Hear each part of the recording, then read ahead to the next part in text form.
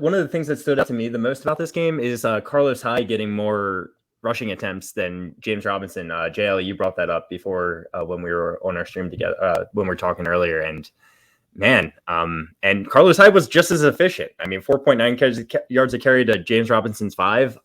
Do we kind of expect this going forward? Do we expect that James Robinson is going to get less carries than Carlos Hyde every week?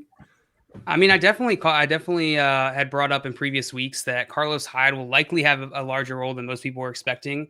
He played for Urban Meyer in college. Urban Meyer did not draft James Robinson, and it's just likely that they're going to split carries with ETN going out. And so this was definitely a little bit more lopsided than I thought. I did not expect it to go this far, but also it was a weird game. So I don't know how much we can extrapolate. I don't expect this split going forward all the time.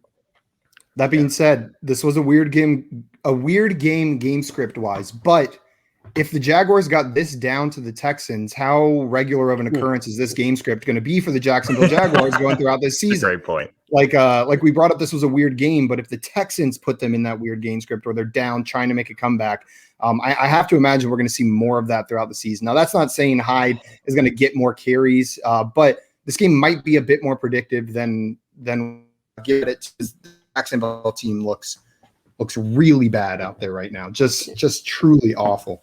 And this was a concern with James Robinson too, because he was extremely inefficient last year. If he's not getting the bulk of the carries, you're lucky if he's going to be a running back too. He's going to have to fall into the end zone for him to return that value. He's not going to be the RB1 like he was last year, especially with Hyde getting run. As you can see, Laviska Shenault got a carry out of the backfield. So if he's getting a little less than half the carries out of this backfield, it's not going to be pretty for James Robinson. I'll tell you this, what might be a saving grace is he got 7 targets. So in a PPR league, I do think he's still going to be relevant fantasy wise. I don't think anyone's not saying he's not going to be relevant going forward. No. But he's definitely not going to be a running back one, like you said, Jay. But if he can continue to get 7 targets a game, he's going to have better weeks ahead.